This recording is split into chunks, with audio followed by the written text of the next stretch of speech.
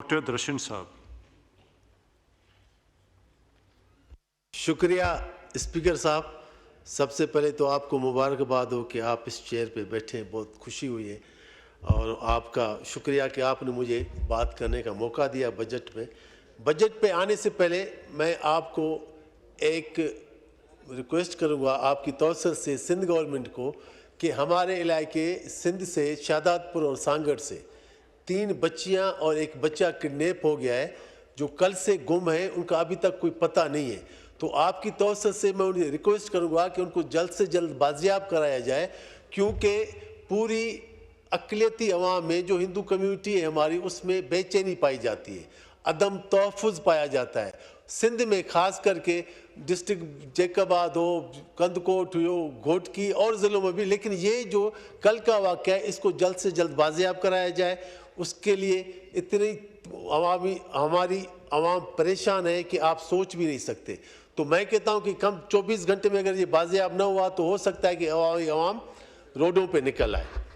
उसके बाद मैं पूरी पाकिस्तानी कौम को मुबारकबाद पेश करता हूं कि जिस तरह इंडिया को पाकिस्तान ने एक तारीखी शिकस्त देकर पूरी दुनिया में रुसवा किया, उस पर मैं पूरी कौम को मुबारकबाद पेश करता हूं। और साथ ही साथ मियां मोहम्मद नवाज शरीफ की क़यादत में जिस तरह मियां मोहम्मद शहबाज शरीफ ने पाक फ़ौज को हदायत की, एयर चीफ को हदायत की और हमारी बहादुर फ़ौज ने इंडिया का गरूर खाक में मिला दिया और मोदी को दिन के तारे दिखा दिए और उसको याद पड़ गया कि किस तरह जो है हम पाकिस्तान से मुकाबला नहीं कर सकते। और उसका ये भी हुआ कि मोदी अब मुंह छुपाता फिर रहा है और ट्रंप भी मोदी से मिलने को इनकार कर रहा है, वो भी हमारे चीफ से व्हाइट हाउस में बैठ के मुलाकात कर रहा है। ये पाकिस्तान का सर जो है सुरखरू हो गया है। और इसके अलावा अब बात करूंगा मैं बजट की। सर जी, जिन मुश्किल हालात में IMF की सख्त शराइत के बावजूद हमारे वज़ीर आज़म मियां मोहम्मद शहबाज शरीफ, वज़ीर ख़जाना औरंगज़ेब साहब और उनकी टीम ने जो मुश्किल हालात में जो अवामी दोस्त बजट पेश किया है, उसमें पाकिस्तान के हर तबके के अवाम के दिल जीत लिए हैं और इसको मैं इनको मुबारकबाद पेश करता हूं। और साथ ही साथ मैं आपको ये भी बताना चाहता हूं कि जिस तरह इसहाक डार साहब ने जो मेहनत की, पाकिस्तान की तारीख में सबसे ज़्यादा रेमिटेंस अभी आए हैं और ये एक रिकॉर्ड की बात है, मैं उनको भी खराज अकीदत पेश करता हूँ। स्पीकर साहब, ये जो अब तो हमारे PTI वाले दोस्त नहीं है, ये जो कहते हैं ये IMF का बजट है, IMF का बजट है, IMF का बजट है, लेकिन इन्होंने जो 3-4 साल हुकूमत की वो भी तो IMF का बजट था। और हर साल उनका एक नया वज़ीर ख़जाना आता था जो पिछले वज़ीर ख़जाना को गलत साबित करता था। तो ये तो इनकी थी हुकूमत। यहाँ पे छोड़ें, आप KPK में देख ले, हर दफ़ा उन्होंने तीसरी दफ़ा उनकी हुकूमत आई है और तीसरा वज़ीर आला उनके पास आया है, तो वो तो अपने लोगों पे भी ट्रस्ट नहीं करते। लेकिन उसके बावजूद जब हम IMF में गए तो इनकी चीखें निकल गई। सबसे ज़्यादा तकलीफ तो इनको हुई कि हम क्यों IMF में गए हैं। लेकिन मियां शहबाज शरीफ की दिन रात मेहनत ने, दिन रात कोशिश जो वो कर रहे हैं, उससे हमने दोनों IMF के प्रोग्राम को अच्छे तरीके से न सिर्फ उसको कवर किया बल्कि पाकिस्तान की आवाम को भी रिलीफ दिया। ये मियां शहबाज शरीफ की कामयाबी है और ये मैं इनको बताना चाहता हूं कि आप सीखें कि किस तरह हुकूमत की जाती है।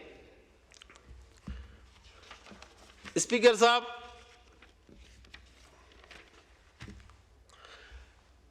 इन्होंने कर्जे तो इन्होंने भी लिए, लेकिन इन्होंने पाकिस्तान की तारीख में सबसे ज्यादा कर्जे लिए। 20 खरब से भी ज्यादा इन्होंने कर्जा लेके पाकिस्तान की मईशत का बेड़ा बिठा दिया, बेड़ा ही गर्क कर दिया था। ये तो मियां शहबाज शरीफ, नवाज शरीफ की क़यादत में और PDM की हुकूमत आई थी और अब PMLN की हुकूमत ने इनको जो है सीधा किया है और वो जो अपने सियासत थी दांव पे लगाई, लेकिन रियासत को बचाया और डिफॉल्ट होने से बचाया, और पाकिस्तान अब तरक्की की राह पर गमजान है। स्पीकर साहब, पहले तो हम सब मजम्मत करते हैं जो इजराइल ने ईरान पे हमला किया, लेकिन यहाँ पे हमारे अभी वो नहीं है असद कैसर साहब, उन्होंने कहा था कि ईरान के बाद पाकिस्तान को इजराइल से खतरा है। मैं इनको बताना चाहता हूँ कि पाकिस्तान कोई ऐसा मुल्क नहीं है कि जिसको कोई नुकसान पहुंचा सके। पाकिस्तान एक महफूज हाथों में है, और पाकिस्तान ने अभी करके दिखाया। जो इंडिया ने देखा वो पूरी दुनिया को पता है कि इंडिया को किस तरह रुसवाई हुई। तो हम पाकिस्तान अगर कोई गोली चलाएगा तो हम गोले से जवाब देंगे, लेकिन पाकिस्तान पे हम आंच नहीं आने देंगे। और ये इनको बताता चलूं कि हम 9 मई वाली नहीं है, हम 10 मई वाले हैं। हम पाकिस्तान की हिफाजत करेंगे, पाकिस्तान की धरती के एक एक इंच की हिफाजत करेंगे। और ये भी मैं कहना चाहता हूं कि जो 10 मई को जैसे यौम तशक्कुर मनाया गया, तो मैं कहता हूं कि आइंदा हर साल ये ऐसा काम किया जाए। स्पीकर साहब, जहां ये तो बातें आके करते हैं, काम तो इन्होंने कख भी नहीं किया। मैं बताऊं, जिस तरह मियां मोहम्मद नवाज शरीफ ने पाकिस्तान को बेपनाह तरक्की की, और उसी तसलसल को मियां शहबाज शरीफ आगे बढ़ा रहे हैं। और जो एटमी धमाका मियां नवाज शरीफ ने किया था, उसको मियां शहबाज शरीफ ने बिल्कुल ऐसे संभाला हुआ है कि उससे इंडिया भी डर गया, पूरी दुनिया डर गई, और इसी वजह से हमारा पाकिस्तान महफूज भी रहा है। और मियां शहबाज शरीफ दिन रात मेहनत कर रहे हैं। आप देख लें, हर सेक्टर में वो काम कर रहे हैं, हेल्थ हो, मैरीटाइम हो, इवन मैं बताऊं जो ये बात करते हैं ना, ये IPPs की, ये पावर सेक्टर का ये पॉलिसी हो, इसी में इन्होंने शहबाज शरीफ साहब ने बिजली को सस्ता किया है। चले पिछली तो जो हुकूमतें आई थी, PTI ने क्या किया था, उसको भी मियां शहबाज शरीफ आके ठीक कर रहे हैं।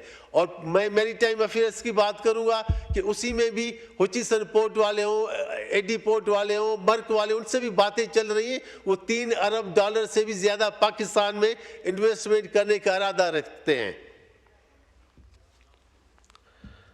और स्पीकर साहब, अब आप पंजाब को ही देख लें, किस तरह उस्मान बोजार और फराह गोगी ने चलाया था, अब उसको मरियम नवाज शरीफ चला रही है। और वही शहबाज शरीफ साहब के विजन को आगे लेके बढ़ रही है, हर सेक्टर में वो काम कर रही है। अब तो खुद PTI वाले भी मानते हैं कि पंजाब में मरियम नवाज शरीफ अच्छा काम कर रहे हैं। चले शुक्र है, कुछ देर से ही सही आपको कुछ तो समझ में आया कि पाकिस्तान मुस्लिम लीग नून हमेशा काम करती है और काम करती रहेगी। स्पीकर साहब,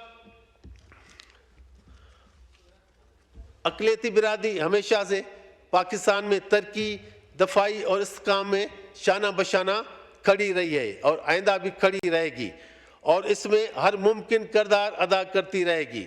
और हम दुआ करते हैं कि पाकिस्तान हमेशा कायम और दायम रहे, और तरक्की और खुशहाली की राह पे और इस्तेहकाम हो।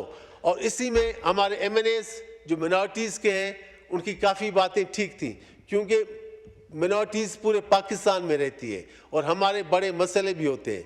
18th अमेंडमेंट के बाद चले ठीक है, प्राइम को ये इख्तियारात चले गए, लेकिन यहाँ पे इंटरफेथ हारमनी है, और जो फंड्स की वो बात करते हैं, वो फंड्स उनको देने चाहिए। और मैं उनको यकीन दिलाता हूँ कि पाकिस्तान मुस्लिम लीग नून हमेशा अक़लियतों को तरजीह देती है और उनके लिए काम भी करती है। और हम मियां शहबाज शरीफ साहब से बात भी करेंगे, और वो अक़लियत MNAs को, क्योंकि हैं तो 8-10 ही MNAs हैं सिर्फ, उनको ज़्यादा से ज़्यादा फंड फराम भी करेंगे। और डॉक्टर तारिक साहब भी यहाँ बैठे हुए हैं, वो चीफ विप भी हैं और पार्लिमानी अफेयर्स के मिनिस्टर भी हैं। मैं उन्हें भी रिक्वेस्ट करूँगा कि वो भी ये बात मियां शहबाज शरीफ तक पहुँचाएँ, जो हमारे अक़लियती भाइयों के, जो MNAs के जो ग्रीवेंसेस हैं, वो दूर हो जाएँ।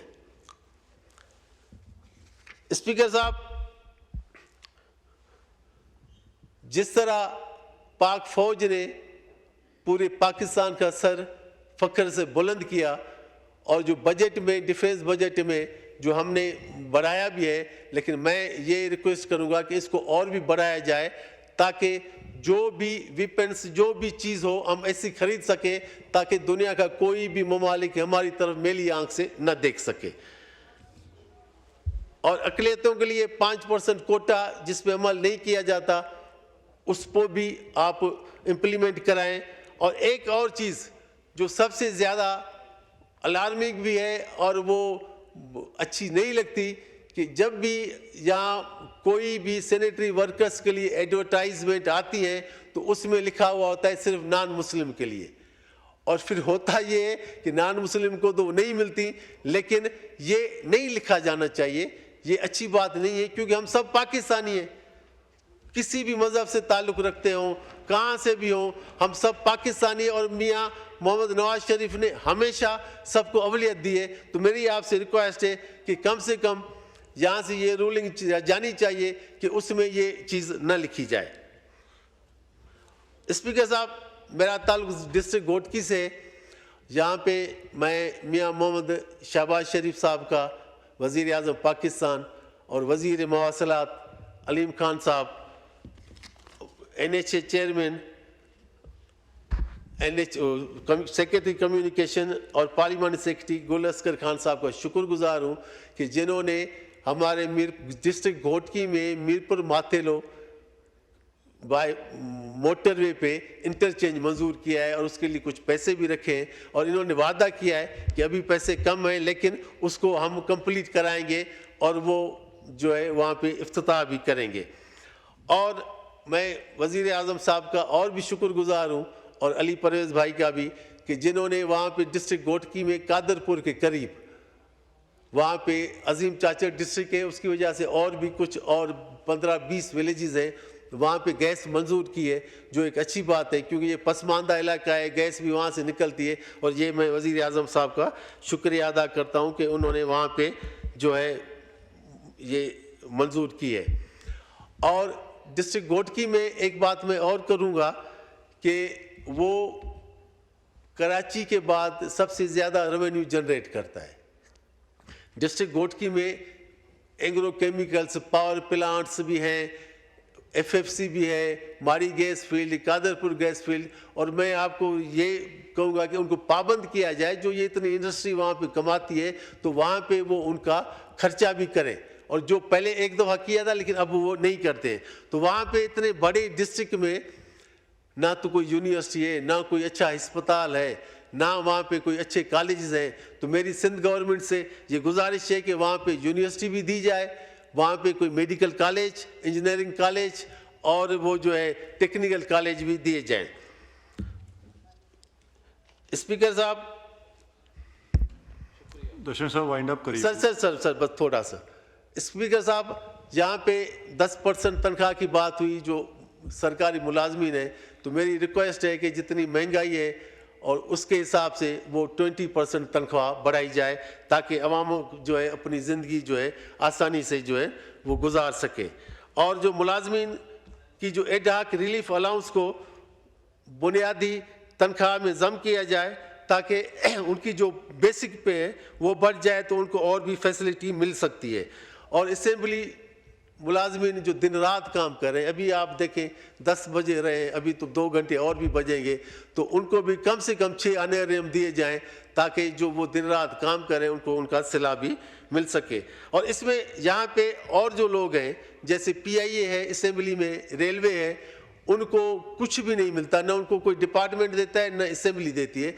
तो ये मेहरबानी करें, आप बैठे, ये आपको पावर भी है, तो आज ये आप करते जाएं कि इनको कम से कम असेंबली की तरफ से आप ऑनरेरियम तो दे दें। PIA जो रेलवे वाले हैं, PIA वाले हैं जो असेंबली में बैठते हैं, या और मुलाजिम जो असेंबली में बैठे हुए हैं। आखिर में सर, आपका बड़ा शुक्रिया, आपने टाइम दिया है, चीज़ें और बहुत भी है, टाइम भी हो रहा है और दोस्त बात भी करेंगे। जिस तरह मैं इस बात पे ख़त्म करूँगा, जिस तरह मियाँ शहबाज शरीफ दिन रात मेहनत कर रहे हैं, और जिस तरह मियाँ नवाज शरीफ ने पाकिस्तान को एटमी मुल्क बनाया था, इस तरह मियाँ शहबाज शरीफ पाकिस्तान को मुआशी तरह मजबूत करेंगे और मुआशी धमाका जो कर रहे हैं और उसको अंजाम तक भी पहुँचाएँगे।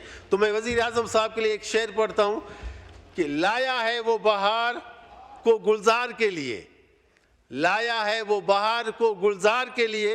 अब खूब रौनक होगी बाजार सोचना, अब खूब होगी रौनक बाजार सोचना, नई सुबह सोचना, नई दिन रात सोचना। पाकिस्तान जिंदाबाद, मियां मोहम्मद नवाज शरीफ जिंदाबाद, शहबाज शरीफ जिंदाबाद, पाक फौज जिंदाबाद, पाकिस्तान पाइंदाबाद।